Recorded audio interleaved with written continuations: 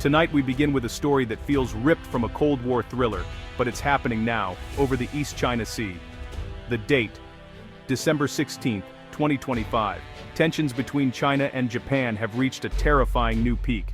High above the gray waters, two Japanese F-15s patrol, near a disputed island chain, Senkaku to Japan, Diaoyu to China.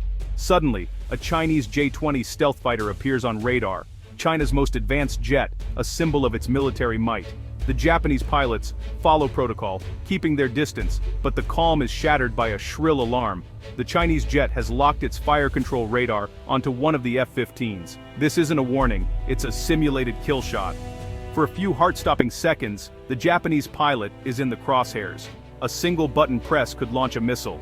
The F-15 pilot takes evasive action, breaking the lock with high-G maneuvers. The Chinese jet disengages, heading back to the mainland, but the damage is done. This was a deliberate escalation, a message from China, demonstrating both capability and intent. The pilots returned safely, but the incident has pushed two global powers closer to the brink. The world is left asking, what happens next when jets, ships, and national pride collide in one of the world's most contested spaces? The invisible line crossed in the sky has sent shockwaves across the Indo-Pacific. This was no accident, it was a calculated risk. The rules of engagement are now in question. The region's stability hangs in the balance. The world is watching, holding its breath. Is this the prelude to something much worse? The stakes have never been higher. In a flash, routine patrol became a global crisis. The incident is far from over. The next move could change history. The world waits. What is a radar lock, and why is it so dangerous? Step inside the cockpit. Fighter jet radar has two modes: search, which scans broadly, and fire control, which focuses all energy on a single target. Search mode is routine, informational, not aggressive. But fire control radar is different. It's the digital equivalent of putting a gun to someone's head. When a pilot hears that warning tone, they know a missile could be launched at any second. A radar lock is universally seen as an act of extreme aggression, one step short of firing. The targeted pilot must decide, evade, or fire back in self-defense. The Japanese pilot chose to evade, de-escalating under immense pressure. But what if the next pilot makes a different choice? These incidents can spiral out of control in seconds. A nervous pilot might fire first, mistaking a lock for an imminent attack. This is how wars begin, by accident, at Mach 2.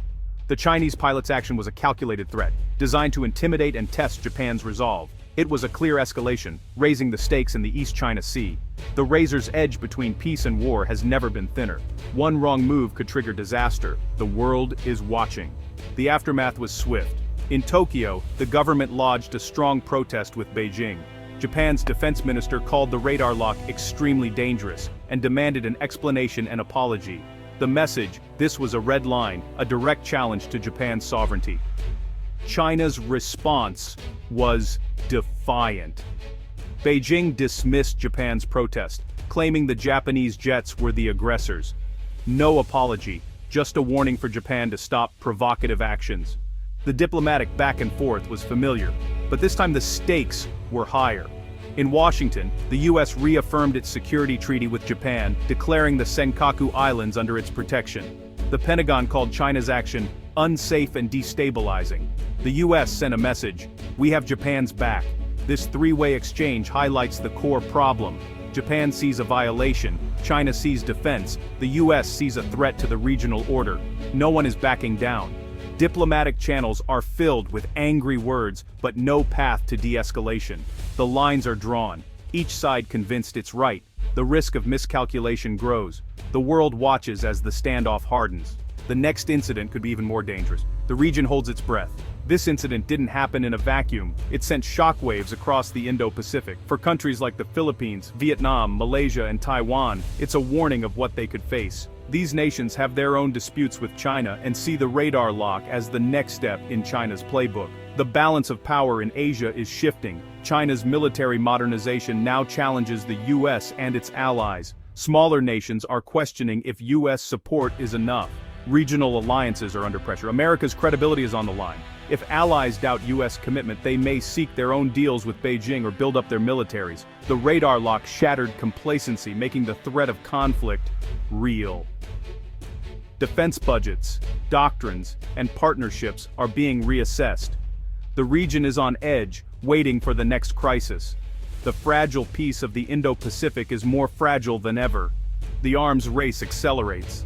The stakes keep rising. Why do a few rocky islands provoke such intense emotions? The answer lies in history. For Japan, the islands were incorporated in 1895, an issue of international law and sovereignty. For China, their diaoyu, used by Chinese fishermen for centuries and stolen by Japan during imperial expansion. For China, reclaiming the islands is about erasing a century of humiliation. For both sides, the islands are symbols of national pride and historical justice. Nationalism runs deep. Any leader seen as soft on the issue risks backlash. The islands are also about resources, oil, gas, and control of vital sea lanes. For China, control means projecting power into the Pacific. For Japan and the US, it's about maintaining freedom of navigation and the regional order. History, nationalism, resources, and strategy collide here. Compromise is nearly impossible. The dispute is about far more than rocks in the sea. The East China Sea incident is felt acutely in the Philippines, long on the front lines of China's maritime expansion. The radar lock confirms Manila's worst fears about China's intentions. In response, the Philippines is transforming its defense posture. The Philippine Air Force has unveiled a new squadron of advanced fighter jets, modern, capable, and ready. New ground-based air defense systems and maritime patrol aircraft are being added. The goal: build an integrated defense network to monitor and protect the nation's territory. For too long, the Philippines relied on diplomacy and its US alliance. Now credible minimum deterrence is the priority. Enough strength to make any aggressor think twice. It's not about matching China plane for plane, but about raising the cost of attack.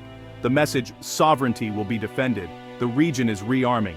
The stakes are real. Why are Japan and the Philippines upgrading their militaries? It's not a mindless arms race. Leaders argue these moves are defensive, meant to deter, not provoke. Deterrence is the goal, making aggression too costly for any adversary. A country without credible defense is an inviting target. By acquiring modern weapons, these nations send a message: we will not be pushed around. The aim is to restore balance, not to start a war. If they did nothing, history suggests conflict would be more likely, not less. Strengthening defenses is about creating stability and space for diplomacy. But there's risk. Military buildups can be misread as threats. Transparency and communication are vital. These countries must be clear. Their new capabilities are for self-defense. The challenge is to deter aggression without provoking it. It's a delicate balance. That's the path they're trying to walk.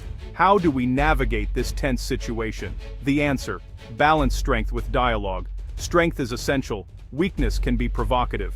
The US and its allies must maintain credible deterrence through advanced capabilities and strong alliances. When China locked its radar, it tested not just Japan, but the entire alliance network. A unified response sends a message: coercion will be met with resistance. But strength alone isn't enough. Dialogue is critical. Without communication, the risk of miscalculation is high. Military hotlines and diplomatic engagement are needed to manage disputes and build trust. Strength creates space for diplomacy. Diplomacy prevents war. The dual-track approach, firmness and openness, is essential. Lean too far, one way, and you risk conflict or capitulation. The only path forward is to walk the line, balancing strength and dialogue. The stakes demand skill and resolve. The world is watching. The digital duel over the East China Sea is a wake-up call. Peace in the Indo-Pacific is fragile and under threat. The radar lock was a deliberate test. There will be more. The US and its allies must remain vigilant, sharing intelligence and preparing for the next crisis.